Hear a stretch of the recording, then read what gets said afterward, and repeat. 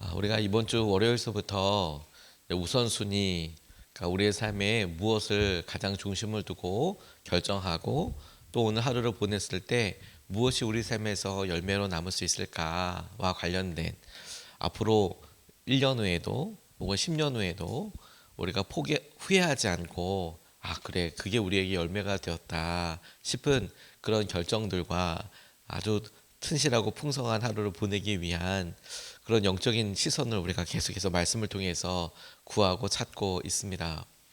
우리가 주위 사람들이 우리에게 충고하는 말, 그게 들리는지 들리지 않는지를 우선 좀 점검해 보자. 만약 우리가 사람들의 말도 들리지 않고 우리를 걱정하고 사랑해주는 사람들의 말이 들리는지 들리지 않는지를 통해 우리의 마음이 건강한지 지금 우리 상태가 좋은지 이렇게 처음 확인할 수 있겠다. 그리고 큰 기본 전제에서 주위 사람들과 함께 성장하고 성숙하는 거더라. 늘 혼자서가 아니라 함께하고 함께하면서 관계에서 일어나게 되는 일들이 일어날 수밖에 없게 되더라. 그렇게 보니까 예수님은 어떻게 사용하셨나, 어떻게 사역하시고 어떻게 생활하셨나를 보니 그분이 이 땅에서 하셨던 여러 중요한 일들 중에 아마도 일상에서 가장 예수님을 분주하고 바쁘게 했을 하루를 딱 쪼개서 다 365일이 다 그러셨겠지만 보니 치유 사역과 연약한 사람들을 일으키시고 귀신 들린 사람들을 자유하게 하시는 그 바빠 보이는 많은 사람들과 함께 하셨던 그날을 이렇게 보니 주님께서 그 사이에 그 일을 통해서 드러나게 하시는 주님의 사역의 중심이 하나님 아버지와의 관계가 얼마나 단단하고 그것이 얼마나 마음으로 확신할 수 있는지에 따라서 드러나는 일들이 다더라 다. 그 마음의 중심을 보니까 얼마나 많은 사람들을 치유하셨느냐 그것도 삶의 중심이 아니었고 깨끗이 나았냐 그 사람이 어떻느냐 이게 아니라 아버지의 뜻대로 내가 살아가고 있고 말하고 있고 순종하고 있는지가 중심이더라. 그래서 예수님의 삶에서 보여지게 되는 중요한 핵심을 보니 하나님과의 친밀한 관계이더라. 그래서 주님께서 기도도 하시고 그 시간을 보내시는 원칙이 그것이더라. 이렇게 생각해 보면 오늘 본문 말씀에서 나사로가 죽게 되어서 그리고 실제로 죽어서 보게 되는 여러 일련의 일들과 그때 주님은 어떤 일을 하셨는지를 통해서 이런 질문을 해보게 돼요. 그래, 큰 틀에서는 우리가 우리 주위에 있는 사람들이나 사람들과 함께하는 관계나 이걸 포기할 수 없다면 우선순위를 어떻게 정하고 어떻게 선택과 집중을 할 것이냐. 우리는 계속 답을 빨리 알려주세요. 1. 뭐 건강, 2. 뭐 안식, 휴식, 3. 뭐 4. 이런 식으로 알려주세요라고 싶지만 말씀과 예수님의 삶은 끊임없이 우리의 삶의 본질적인 시선을 자꾸 도전하면서 바꾸게 해요. 그래서 우리의 삶이 어떻게 질문하게 되냐면 그래 우선순위 내가 바쁘다고 생각하는 내 삶에 결정하고 긴급한 급박한 그런 거가 주님께서 우리의 삶을 보시며 긴급하다 급박하다고 하는 것이 다르더라. 우리는 당장 우리가 어렵고 힘들어서 이런 여러 일들에 있어서 하루 먹기 살기 이렇게 가지만 주님은 아니야. 너 소리부터 잘 들리는지 봐봐. 사랑하는 사람들, 걱정하는 사람들. 너 사람들 너희 주위에서 소외된 사람 없나? 하나님 맨 사람들 때문에 지쳐요. 그렇게 건사하고 함께해야 될 사람이 너무 많은 게 힘들어요 라고 이야기하지만 그래도 그런 부분에 있어서 분명히 사실은 부분도 있지만 우리 삶은 혼자서는 살 수 없단다. 어떻게 해요 그러면? 너 왜 흔들리는지 봐봐. 하나님과의 관계는 어떻고 그 일에 있어서 너의 마음이 흔들리고 있지 않는지를 잘 봐봐. 이렇게 생각해 보면 나는 하나님 지금 당장 우리 앞에 결제해야 될 것들이나 만나야 될 거나 풀어야 될 관계나 이게 너무 긴급한데 하나님은 이렇게 크고 멀리 거시적이고 이런 이야기만 하시는 것 같아요. 이상해요. 아마 이렇게까지 이야기할 수 있다면 잘 봤네. 뭐가요, 주님? 하나님께서 생각하시는 우선순위와 우리가 생각하는 우선순위가 달라서 겪게 되는 어려움, 혼란이 우리에게 이제 비로소 마주하게 되는 것이지요. 우리가 우리 삶의 분주함과 이렇게 있을 때는 무엇 자체가 우리에게 중요한 것 자체를 몰라요. 근데 이제 우리 삶의 우선순위라는 걸 가지고 선택과 집중을 해야겠다라고 결정하는 순간에서야 비로소 기준을 찾게 되는데, 그 기준을 주님께 맞춰 보고 나서야 비로소 하나님의 기준과 우리의 기준이 다르구나. 그러면 하나님께서 우선순위로 갖고 계신 기준과 하나님께서 집중하고 계시는 것에 비로소 우리가 기준을 찾아본다면 우리가 어떻게 맞춰볼 수 있을까라는 것을 생각하게 되는 거죠. 오늘 본문 말씀은 나사로가 죽었다가 살아나는 말씀으로도 유명하지만, 우리가 하나님께서 어디에 더 긴급하게 생각하시는지, 하나님께서 일을 이루시는 타이밍이 무엇인지를 생각해 볼 수 있는 아주 재미있고 은혜로운 말씀이라고 싶어요. 첫 번째 우리가 살펴보고 싶은 것은 우리가 실제로 느끼는 긴급함과 하나님의 타이밍에 대해서 생각해 보고 싶습니다. 17절에서 19절 말씀을 보면, 예수께서 가서 보시니 나사로가 무덤 속에 있은 지가 벌써 나흘이나 되었다. 베다니는 예루살렘에서 오리가 조금 넘는 가운데 가까운 곳인데 많은 유대 사람이 그 오라버니의 일로 마르다와 마리아를 위로하러 와 있었다라고 설명하고 있습니다. 주님이 나사로가 아프다라는 이야기를 듣고 나흘이나 더 기다리셨습니다. 베다니는 그렇게 먼 거리가 아닙니다. 약 한 3km, 오리가 조금 넘는다고 했으니까 한 3km가 조금 안 되는 정도의 거리겠죠. 실제로 걸어보면 대략 한 35분, 40분 정도 되지 않겠습니까? 여러분 그 정도 느낌이면 멀게 느껴지십니까? 어떠십니까? 아마 그 거리만 생각해봐도 저는 이런 생각을 해보게 됐어요. 3, 40분 정도면은 그러게 뭐 식사 정도를 매번 하러 가기는 조금 멀 수는 있지만, 하지만 뭐 그렇게 멀지 않다. 혹은 우리가 아침에 운동하는 분들 하루에 얼마나 이렇게 운동하세요? 이렇게 물어보면 뭐 5km요, 뭐 4km요 이렇게 말씀드리면, 하루 이렇게 걸어가고 하루 운동할 수 있는 거리 안에 있는, 그러니까 갈 수 있는 마음만 먹으면 뭐 그렇게 멀지 않은 거리라는 것을 쉽게 우리가 떠올려 볼 수 있을 것 같습니다. 또 가만히 생각해봐도 그렇게 먼 거리가 아니죠. 그리고 당시에 사람들의 어떤 인구수나 이런 걸 생각해봐도 뭐 지금 우리가 여기서 뭐 경안동을 간다거나 아니면 여기서 뭐 퇴촌을 간다거나 길이 연결되어 있지만, 그 가는 길이 서울처럼 그냥 사방에 다 건물로만 빽빽하게 이루어진 게 아니라 때로는 하천도 있고 때로는 그냥 도로만 있는 길도 있고 좌우에 뭐 적당히 산도 있고 이런 느낌이 있지 않습니까? 서울은 뭐 어디서부터 어디까지 다 차례대로 건물로만 이루어져 있잖아요. 예루살렘에서 베다니도 가만히 생각해 보면 겟세마네 언덕이나 이렇게 쭉 이렇게 올라가야 되는데, 그냥 집들이 이렇게 있었지만 지금 건물과는 또 다른 문제일 거예요. 그러니까 듬성듬성 얼마든지 가려고 하면 멀지도 않고 알려고 하면 충분히 갈 수 있는 거리였다는 점이 중요하다는 거예요. 어디가 강조점이냐면 주님께서 의도적으로 기다리셨다는 거죠.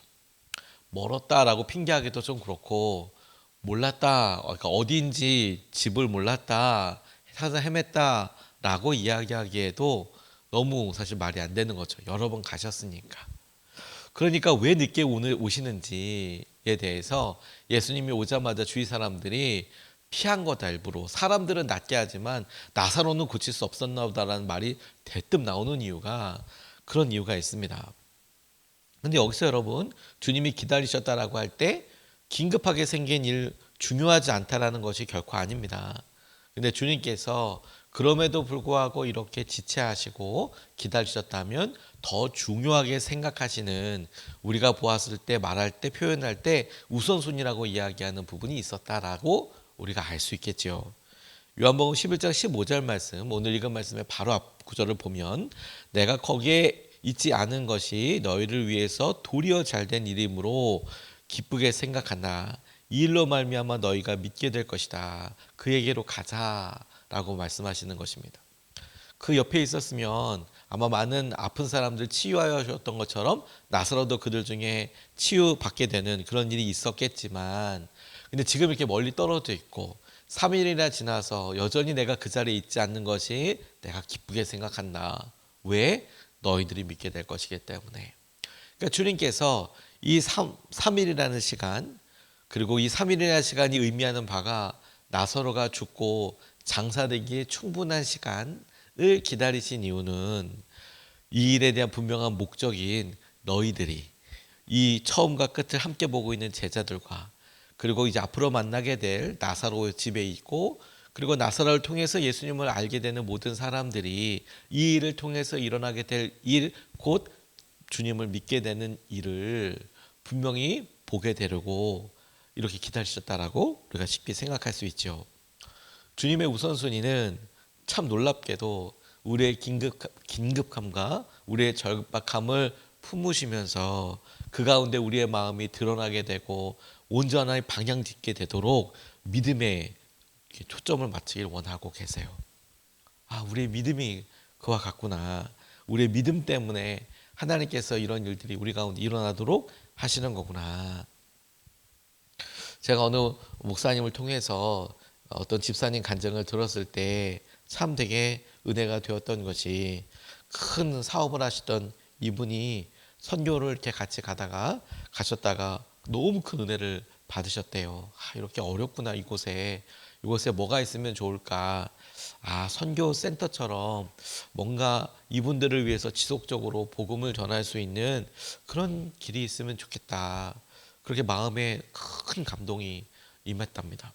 너무 열악하고 힘들어 보이지만 주님께서 그 선교 여행과 방문을 통해서, 그래, 내가 이런 여력이 있으니 내가 이를 섬기면 좋겠다, 이런 생각이 들어서, 그래서 이분이 결단을 하고, 아, 내가 이거 좀 섬기고 싶다. 그런데 그렇게 단기 선교를 갔을 때만 해도 상황이 참 좋아졌지만, 시간이 지나서 이제 돌아와서 여러 일을 하다 보니까 또 이 큰 헌금이다 보니까 한꺼번에 이렇게 일시불로하기 전에 하면서 이렇게 조금씩 보내드리고 이런 형국이 되었는데, 시간이 지나니까 사업이 많이 어려워지시더래요. 그래서 이거 어떻게 해야 되나 고민하다가 이분이 뭐 고민할 것도 아니고 그래 하자. 그리고 본인이 결정한 거니까, 누가 뭐 하라고 한 것도 아니니까. 그래서 그렇게 헌금하면서 그 과정들을 이렇게 보냈는데 고생을 진짜 많이 하셨다고 하더라고요. 제가 그 이야기에 고생을 많이 했다라는 부분에, 우리는 보통 그렇게 하면 하나님께서 이렇게 바꿔주시고, 이렇게 주로 이제 우리가 간증을 할 때 간증들의 내용은, 그래서 하나님께서 이 기업을 더 축복해 주시고 이런 것에 좀 기대감이 있고, 그래야 사실 저희들도 잠깐 마음에 도전할 그런 마음이 좀 생길 수도 있잖아요. 그런데 보면 이분은 어려워지더라. 여전히 재정적인 문제니까 재정을 거기다 그렇게 하고 나니까 막 어려워지더라. 이게 무슨 간증이야라고 싶지만, 저는 오히려 이것이 우리 삶과 진짜 비슷하기 때문에 더 은혜롭던 걸요. 그리고 그래서 일어나게 된 일을 더 주목하게 되더라고요. 하나님께서는 믿음의 일을 하게 하실 때에 우리에게 그 일을 통하여서 우리가 심는 것에 더 커다란 어떤 물질적인 복, 여기에 1차적인 것이 있는 것이 아니고, 하나님을 그럼에도 불구하고 더 믿게 되는 것, 신뢰하게 되는 것, 여기에 중심이 있더라고요. 그리고 그것으로 인하여서 주님의 물질을 열어주시거나 건강을 회복해 주시거나 하나님께서 하실 여러 은혜와 마음들을 붙잡도록 해주시는 어떤 부산물? 그러니까 우리가 볼 때 하나님, 나사로가 나아야 됩니다. 이건 주님이 우선순위를 가지고 할 때 중요하지 않은 게 아니라 중요한 일이지만, 그게 영순위가 아니라 주님을 더 명확하게 보게 되고 알게 되는 것을 통해서 그것을 경험하게 되는 그 목적을 위한 후순위가 되는 경우들이 많더라라는 것이죠. 그래서 인내가 강조되는 이유도, 하나님께서 말씀하신 대로 사라지는 것을 인내라고 하고, 다윗도 보면 그래서 타이밍, 그냥 기름 부음을 받자마자 너 왕, 사울처럼 그렇게 된 게 아니고, 기름 부음을 받아도 10수년을 기다려야 하고, 그 10수년은 이제 인내와 쫓겨다니고 고생하는 그때가 되어서 도대체 내가 이거 기름 부음을 왜 받아가지고 내가 이렇게 힘드나 이렇게 생각했을 법한 기가 막힌 시기를 다윗이 계속 보내고 난 다음에야 비로소 하나님께서 그를 통하여 다윗의 왕조를 세우시고 이스라엘을 세우시게 되는 것을 보면 하나님께서 연단과 훈련을 허락하실 때에 그 목적은 믿음에 있더라. 하나님을 더 분명히 믿게 되는 것. 그래서 우리 삶에 우리가 원하는 타이밍이 있고 어려움이 있음에도 불구하고 왜 이럴까 기다림이 인내가 그렇다면 그 말은 주님이 이 일을 통하여 우리에게 큰 열매 인내라는 열매 그런 놀라운 성령의 열매를 맺게 하여 주시는 거구나 이렇게 고백해 볼 수 있겠더라고요. 그래서 두 번째로 이런 믿음과 은혜를 통해 우리에게 생겨지게 되는 일을 보면 하나님과 더 가까이 가게 되고 하나님의 영광을 드러내게 될 그것을 경험하게 될 거예요. 41절 42절 말씀을 보면 사람들이 그 돌을 옮겨 놓았다. 예수께서 하늘을 우러러보시고 말씀하셨다. 아버지 내 말을 들어주신 것을 감사드립니다. 아버지께서는 언제나 내 말을 들어주신다는 것을 압니다. 그런데도 이렇게 말씀을 드리는 것은 둘러선 무리를 위해서입니다. 그들로 하여금 아버지께서 나를 보내신 것을 믿게 하려는 것입니다. 이렇게 기도하고 계세요. 예수님의 기도가 대표 기도처럼 주위 사람들이 다 알아들을 수 있도록 크게 말씀하시고 선포하셨거든요. 주님은 나사로가 다시 살아날 것에 대해서 말씀하십니다. 그런데 마르다는 부활 때 살아날 거라고 믿는다고 이제 대답하는 장면이 나왔어요. 다시 주님이 당신 자신에 대해서 말씀하시면서 내가 부활이고 생명이고 그래 너 이걸 믿냐?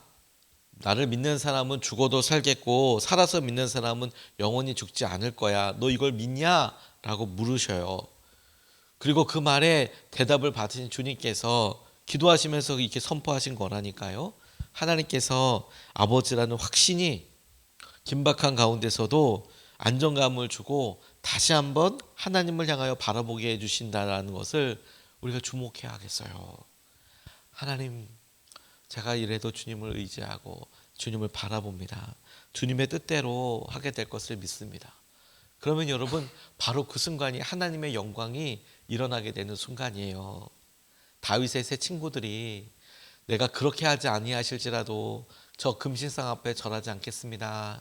그러면 우리는 당연히 금신상에 불이 꺼지거나 비가 오든지 뭐 광풍이 불든지 이런 거 생각하고 혹은 어떤 기적적인 일이 일어나서 풀무불 안에 안 들어가는 것만 생각하지만 실제로 하나님께서 이렇게 그들에게 허락하신 것은 풀무불 안에 들어가게 하셨어요. 그러니까 그럼 끝난 거잖아요. 그들의 절박함과 우선순위로 생각해 보면.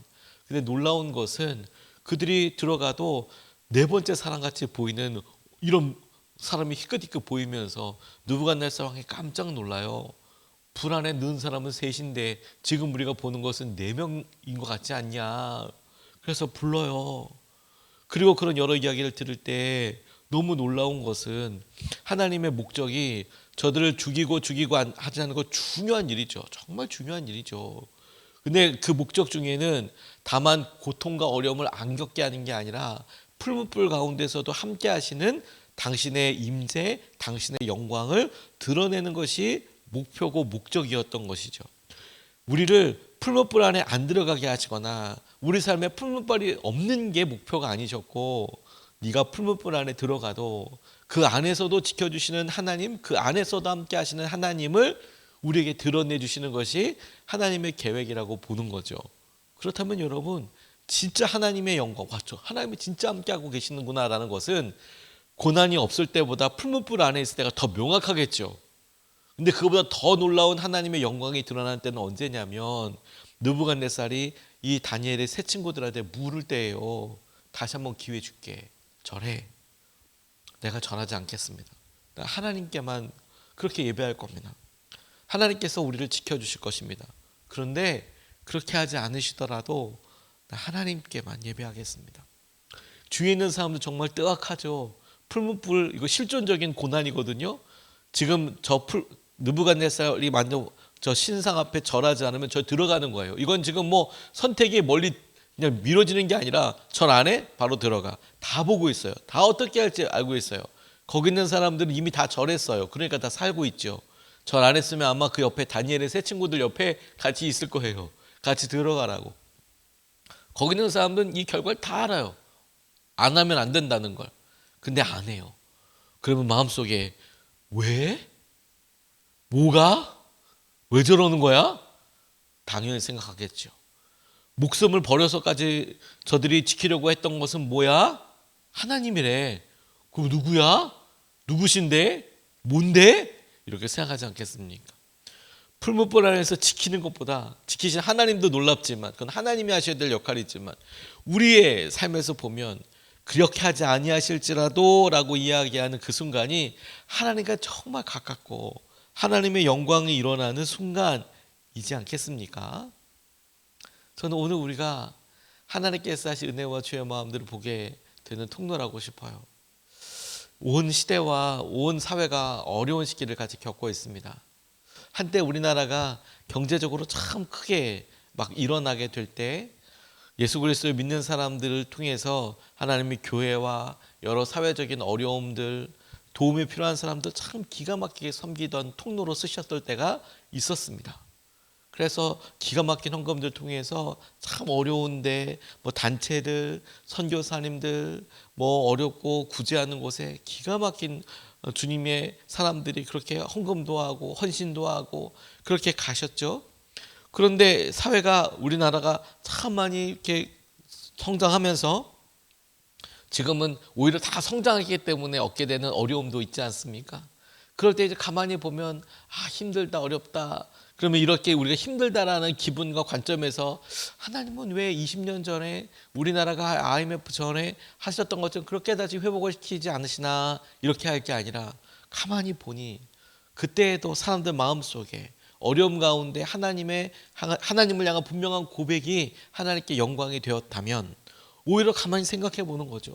우리의 삶이 나아져서도 하나님께 영광이고 하나님의 임재를 경험할 뿐만 아니라 하나님이 우리와 함께하고 계셔. 이렇게 생각할 수 있는 것과 함께 한 걸음 더 나아가 어려워도 우리는 기뻐. 하나님이 함께 하셔. 하나님의 놀라운 은혜가 함께 하셔. 어려워도 다른 사람이라면 100번이라도 떨어지고 너무 낙담하고 힘들어하는 그런 순간일 것 같은데 그럼에도 불구하고 사라지지 않는 하나님을 향한 믿음과 확신과 기도하게 되는 것이야말로 하나님께서 함께하고 계시네. 하나님과의 영광, 하나님께서 하신 은혜가 되는 거겠죠. 예수님께서 나사로를 살리신 다음에 이 모든 일들은 아버지께서 하시는 일을 드러내기 위해서 이렇게 말씀하실 수도 있잖아요. 근데 예수님 그렇게 나사로가 살아난 다음에 말씀하시는 게 아니라 나사로가 이제 무덤에서 나와야 될 때 그 절체절명의 순간에 하나님 제가 이렇게 기도하는 것은 하나님이 하시는 일을 드러내기 위해서입니다. 오늘 우리의 삶에 고난과 어려움이 바로 앞에 있다면 우선순위에 어려움이 있다면 지금이야말로 기가 막히게 고백할 수 있는 때예요. 하나님 우리의 중심이 주님께 있습니다. 바쁠수록 주님의 길로 주님의 마음으로 주님을 기쁘게 해드리는 것을 선택하여 우리의 우선순위가 주님의 우선순위와 같아지고 그래서 주님께서 하실 은혜도 함께 누리게 되는 저와 여러분 되시기를 주님의 이름으로 축복합니다.